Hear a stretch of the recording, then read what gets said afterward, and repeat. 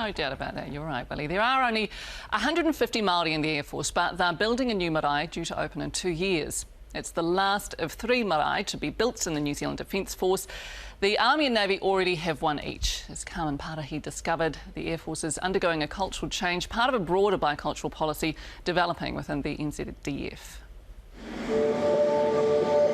Ko maunga tautari te kāinga tūturu o tōku pāpa, reira ko maunga tautari te maunga, waikato te awa, tainui te waka, te ngaungau te tangata, ara ko Ngāti Koro ki kahukura te iwi. I'm actually the cultural advisor to the Chief of Air Force.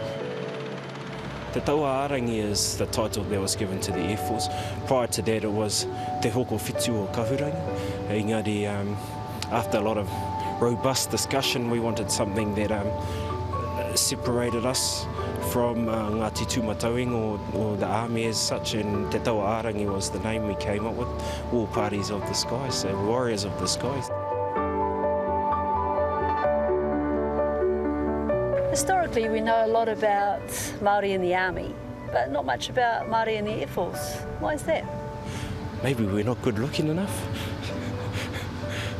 I think that focus is starting to change now that we're becoming more known as an NZDF culture, so it's not just Air Force, Army, Navy, it's inclusive of our civilian staff. So there's a bicultural reality in the Air Force? I think the percentage of Māori in the Air Force is very low. I think we at around the 6 to 8% mark, so it's a huge challenge for those that aren't Māori. Having said that, you know, the policy's been brought in and they've all got on board. It's how you deliver it, I suppose. So we've been delivering those training packages just to help all our people through, not just our Māori people, not just Pākehā, but all our people, Ohakea. We're still mindful of our military culture, and that's what the bicultural policy is about. It's about bringing the two together.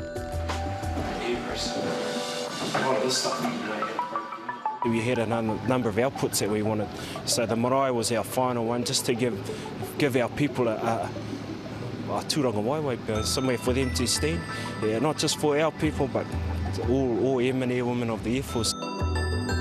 To drive and key policies for us has been organisational pride and operational effectiveness, and that's where we can apply things Māori. So visiting the MP from Denmark made some rather scathing, controversial comments about a military porphyry.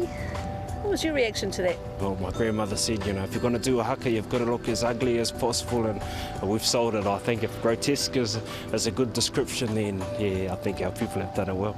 We realise that's going to happen all the time, so the best thing for us, we let Māoridom speak for us, and they did so via social media, and that's the positive. They saw that we were there to do a job. We try to do everything we do as best and as real as possible, and that's what we delivered. So Māoridom spoke up for us, so he fight them. Is Anzac Day just about those who've died in war, in battle, or those who've died in service? All those that have died in the services, I believe. And Ngā Mōrehu, those that came home, they were hurting just as much, you know. Mum's uncle had to come home knowing that he'd left his brother over there. It was an interesting story behind it, but yeah, they felt the mum mind just as much, and they have to live with it. So for us, it's a time for us to get together with them, you know, not to bring up those stories, but just to know that they've got someone, a shoulder to cry on, or someone to talk to that probably share the same experiences that they may have gone through. Historically, Māori were told the price to pay for being a New Zealand citizen was to go into the military and fight for this country. Has that been a high cost for Māori, and has it been worth it? I think we all joined for many a reason, and for me it was for excitement, you know, those sorts of things don't enter your mind, and I doubt they entered the mind of our kraua, our Mōrehu, our Ngā Ika Whiro that joined back then, and I don't think that the thought has changed, and it's all about adventure. For me anyway, it was something new that you had an experience, and that's what being in the defence is all about.